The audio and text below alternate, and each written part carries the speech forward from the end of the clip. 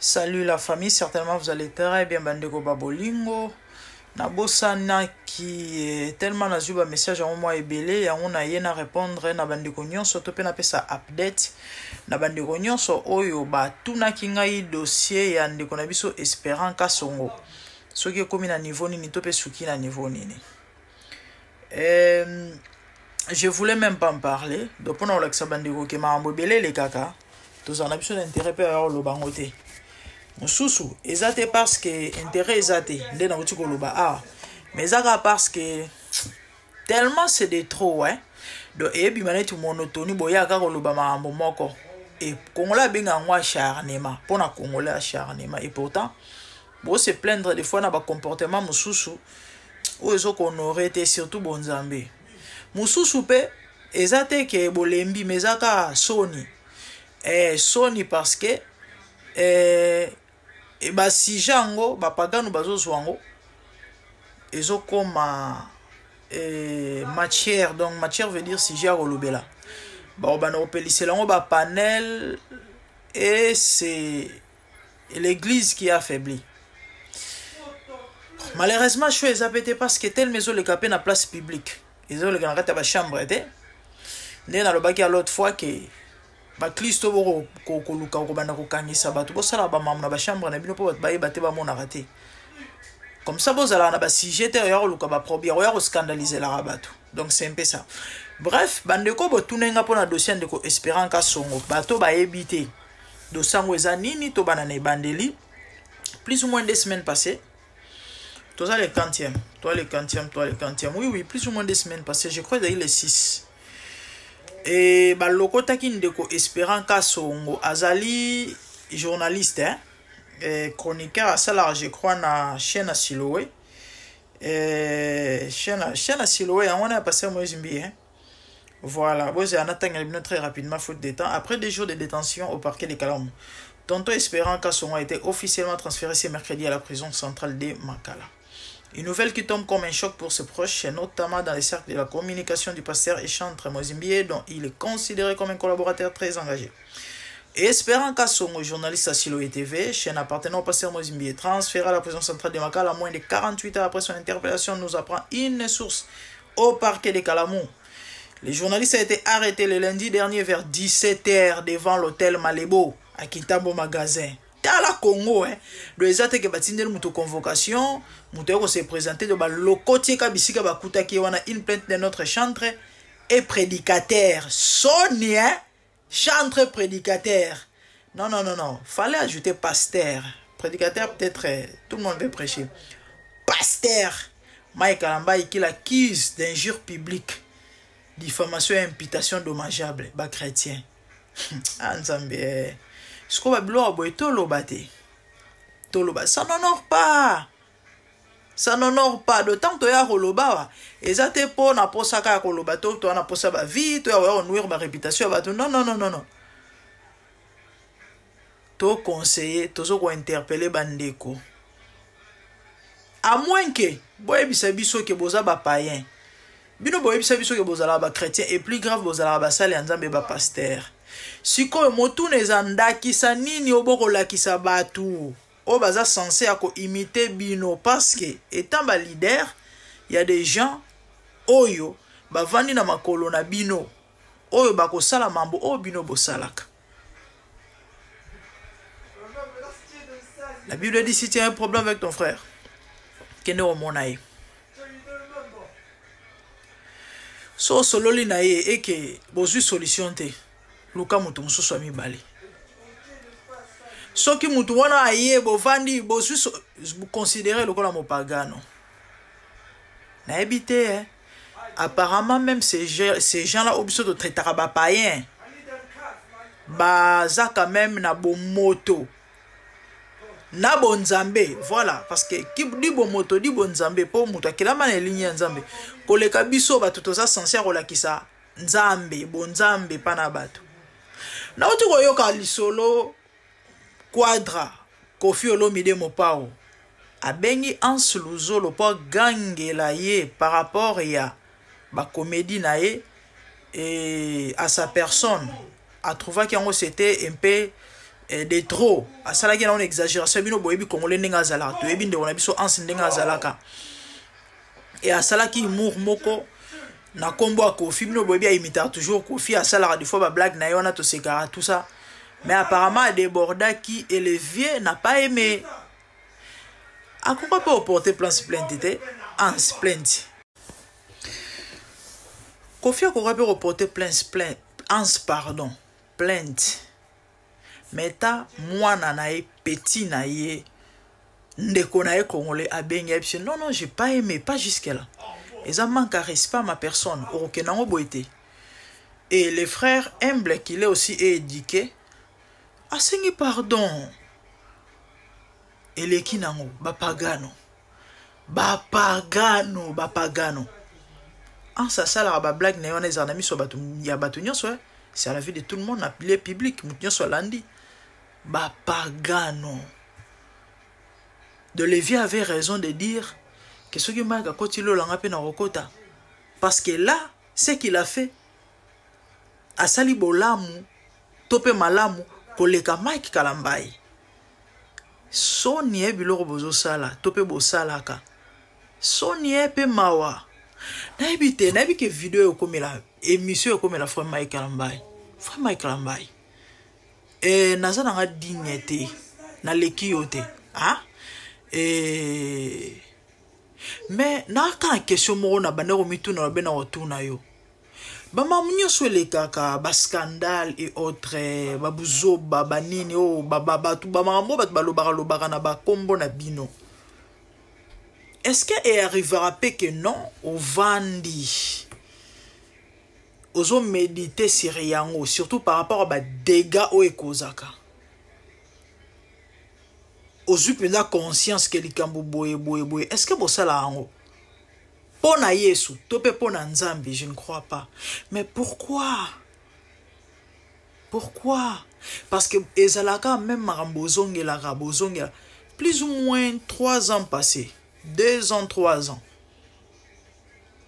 journaliste moi je crois batu nyonso ba na réseaux sociaux ba oyeba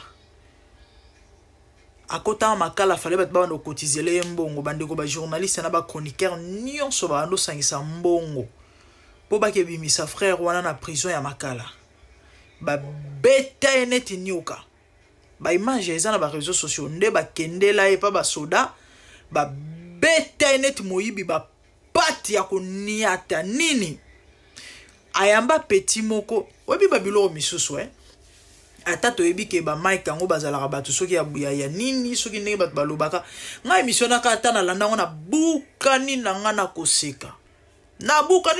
parce que j'ai compris que non ezaki na mamba lokuta ezaki na ba blague ezangatina bande ko petit moko muke auta soki na ba Kongo sope ya solo na ebite bino boyebi réseaux sociaux batu musu ba se permettre na bango de tout surtout so aliki ba émission na etalama petit moko auta soki ba Kongo soki wa soki ni nono aye ono ye mutu afula Mike Kalambai ye mutu apesa Mike Kalambai kisi ye nganga ya Mike Kalambai basala émission na journaliste bandeko bino boyebi congolais so azwi likambo surtout ba pagano kezo ngana tala émission na bukani na ngana koseka na comprendre na ke no eza nango buzoba bien que batu musu basela ngo ba émission ngana sa na émission te pona ke no eza lokuta bandeko Mike Kalambai akangisa mwa mobali wana siko nganga tout la ça garçon na zon kuba batie na boloko frère Mike Kalambai oza pasteur ozalaka pasteur ote ya rabatu ata batu musu bandima kote mais ana bao bandimelaka yo siko na ebite tango osalaka ba biloko yo imagine nyo pesa kana bandimi na yo parce que bako imiter yo bako sala mambo oyo yo salaka do mundimi na so ke kangisa mutu parce que akosela alobaki mambo lokuta na komboneto afinga kie obetele maboko toi ayeko sengo conseil papa Mike tala ndeko moko kuna finga moyente ko senga mama lobinga naza oyebise non kino fundai ya Sonia frère Mike Kalambai akangisi espérant pour na ba diffamation na ba soki insulte na franchement na chouette faut continuer vidéo mambo zo ça passer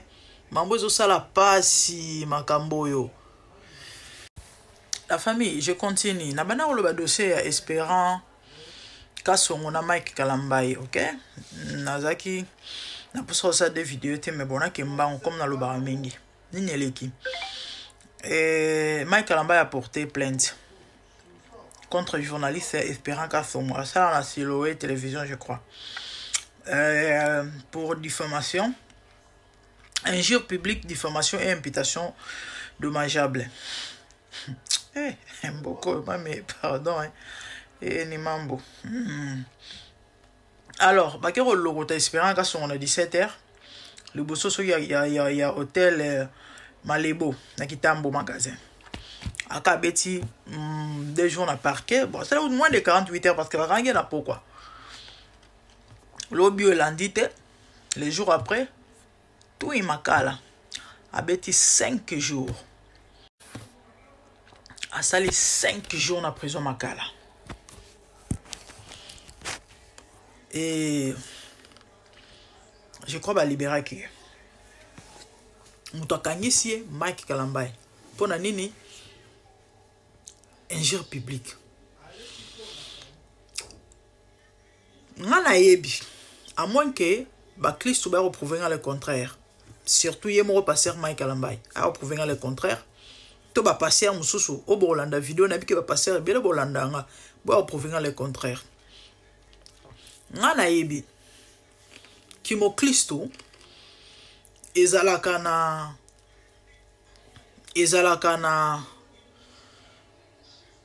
na vie ya ndambu te. Qu'est-ce que je veux dire par là? Que non, ils ont la place moto to manifestaka ki bo mwana nzambe to pratika chrétienté nde to monaka na ba vie ya bato ebele, OK? Dimanche à église, vendredi à boîte. Et na église a olata roba mulai mais na bapoko a olata tout mo bangula na ba 23h yona na kuzu na likangu nai nde to mona ba tout mususu. Ça c'est pas la chrétienté. Oh ana mo Kristo te. Donc si tu connais une telle personne atika la kuta na nzambe te. Muto akutani na Yesu. Amenaka vie ya Kimo Kristo selon Bible. Il faut habiter yango partout. Ezana sambe tout, ezana kata chambre na ye, ezana ndaku na ye. Récemment na landi prophète Denis Lessa alobi omoni yana ba passer rebelle. Wana ye moko pe na kati. Ya uta bomba na yete. Abi yana ba passer rebelle. Omona ndaku na ye. Na chambre na ye. Ala moi sina on lata string a obeta défilé le monde avant diazo contemplazo admirer. Ba tie musique a fali. Bon, quand la mobile no string dans ta chambre, c'est pas un péché. Un mobile no abalayo, ok? Parce que pour vous boire boutique la mitara le binu mbali. Ça c'est pas un problème. Abi ba cha musique a fali. Ba bini fali. Or tant que comme la musique comme le mususu. On est à parenthèse na kangi. Si quoi bibliquement par là, eza qui mo Kristo te. Ngana ebi qui mo Kristo ba bikara yango pleinement. Et surtout na miswa batu to libanda. Pourquoi? Parce que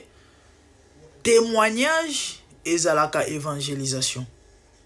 Moni lo lenge yo zalawana bat baebi yo mwana nzambe.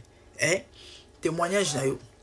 et évangélisation parce qu'une bonne réputation dit la Bible vaut mieux que les bons parfums. Témoignage au salake batu baya vers yo tout comme bat ba kima musika na yo. Or tant bat baye vers yo so za mwana nzambe ezapo ba mona bokonza likolo. Na peut-être so ba comprendre. Vie chrétienne ezalana bisika monte babika ango côté mususu boye côté non partout il faut za mwana nzambe na misala na maamonionso na ebité est-ce que eloko ndeko na biso Mike salito eloko bango biloko bango basalaka ya kokene ko porter batu plainte nazo mentionner bien po ba fingi yo to ba traiter yo de faux pendant que yo biko mosali na nzambe kokende ko funda mutu bakanga ye pona yango. Est-ce que c'est biblique? Soki ba chrétien boko répondre ngai bo appuyer yango na verset biblique et bo pesa nga pena exemple moko na Bible oyo ya apôtre parce que biso toza fondé na nini na fondement na bango to ba prophète to Yesu Kristo ye moko parce que en termes de diffamation yeso azwango Tu es bien au bisoto, bah ben Belzéboul, pendant que azaki oin de l'esprit de Dieu, bah traiter de tout, bah loba marambo belé, même si les lois na bateau bah loba na kombo na eke on a zala ndumba lika mon mari de Magdala za na famille na e. Bon peut un exemple bisika soit pourtant moto plainte pour la diffamation. Parce que bazara peut diffamer, bazara peut insulter publiquement. Bon peut un passage oh yo ba apôtre, ba prophète, hier soit porta plainte pour la insulte. Nazo mentionner bien na lobité que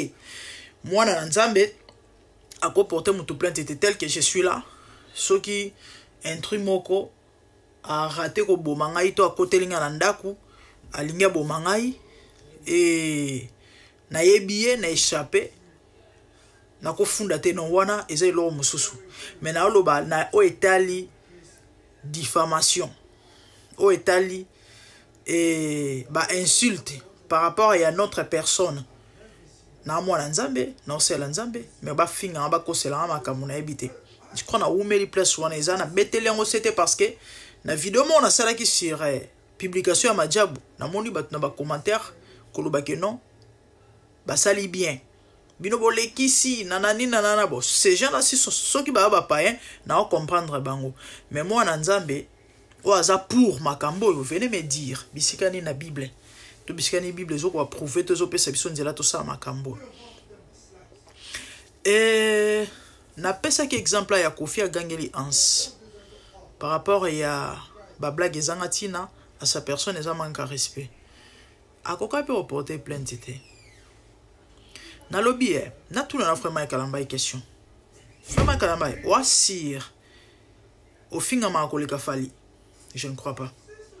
wa sir ba diffamara yo ba insultara yo koleka fali poupa to Kofi Olomide je ne crois pas mais ce que bon va porter ba tout plainte c'était pourquoi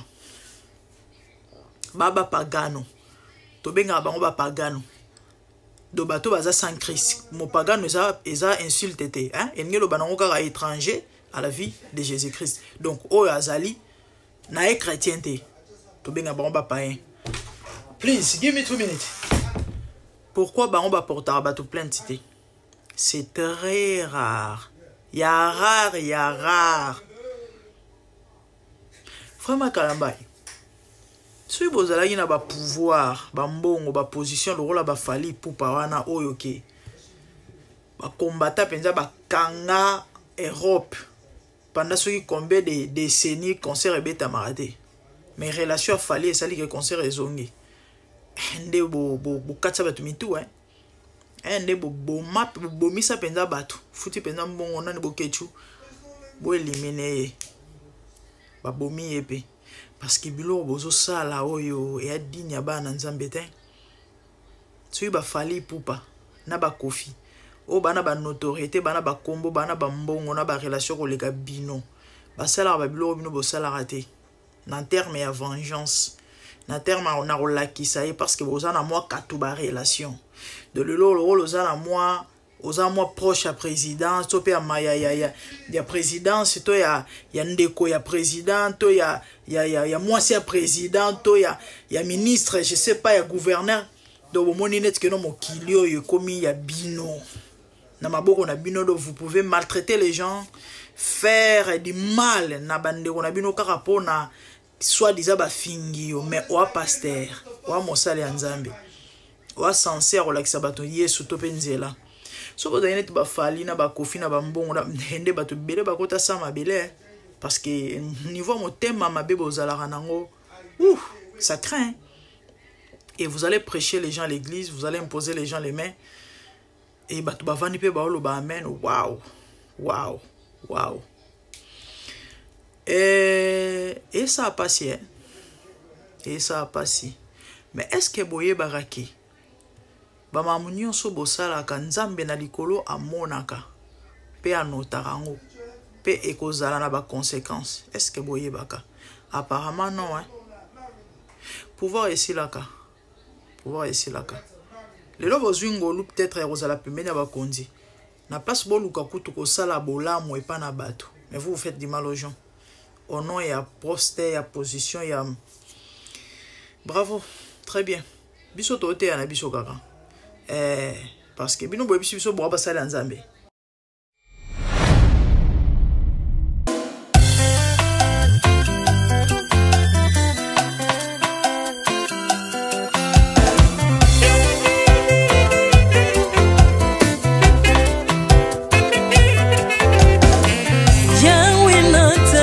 mokili oyo namoni te natangi na histoire ya monde namoni te naluki nayemba pete toze po passer Seigneur je n'ai pas pris non plus entendu parler oya kokalala yo Yesu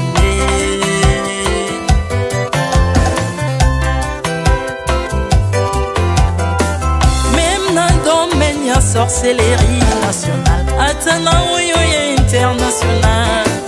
papa na yo kisangwa banzamba mokili oyo mokota kufa se kwa lokola yo Yesu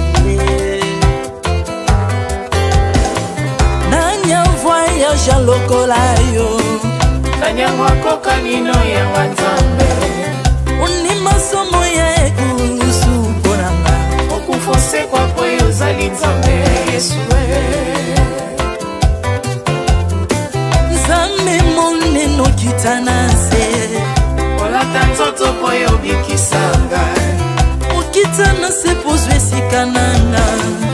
ofuta nyongo na nzambe nanga Yesu ozali nzambe onkote ya okani na yo ozali nzambe obongwani te Yesu Yesu ozali nzambe onkote ya okani na yo ozali nzambe obongwani te Yesu Yesu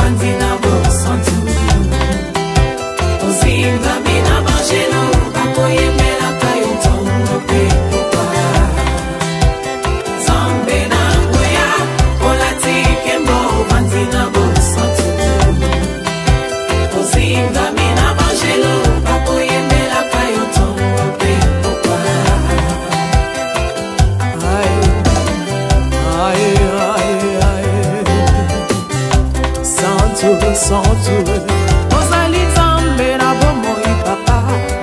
ozali nzambe na bomoi yawe ozali kondi oyo esimba bomoi nanga ozali nzambe oyo abikisa maladi nakokende wapi nzambe soki na yo te ikolo evangelo na yo yawe mabele enyatelo na yo ozali nzambe ozali nzambe kote lokola yo nzambe na ngoya olatike mo vandina bosantu ozinga bina bangelo bakoyemelaka yo ntongo mpe pokwa Artamon tu m'as rendu intouchable Artamon tu m'as rendu invincible Aliwana yo tokomine la santu lise kwana yo tokomine balongi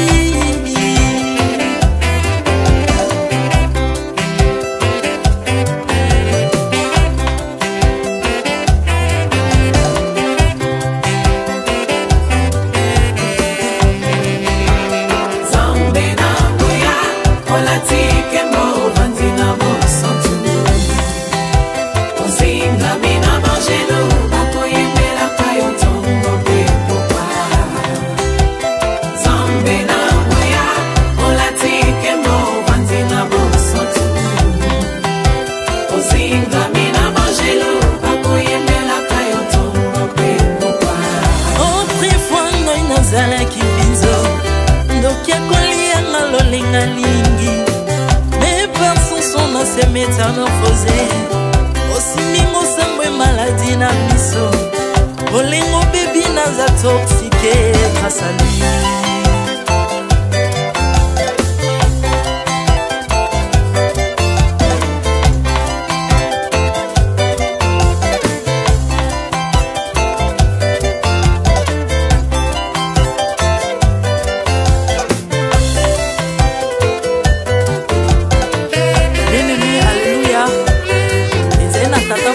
azalaki nzambe ntango akufi badepsine balobi keno akosekwa mpo nzambe bakristo pasi alors mpo bafasilite lisekwa na ye bakunda ye mutu libanda to ntango akolamuka abimaki elingala moko mais comme nzambe na biso alinga kokambola gloire na moto te lobi nango na ntongo baya kokuta bangulu basepelisa mutu ya nzambe na bango yango bien aimé bato wana bakoma oyo biso dolera ngulu te po milimo mabe ekotaka na ngulu mais soki bino bolera ngulu te po milimo mabe ekota na ngulu bomelaka mai te po milimo mabe ekotaka na mai yango tokumbisa nzambe po akufa asekwa avandi na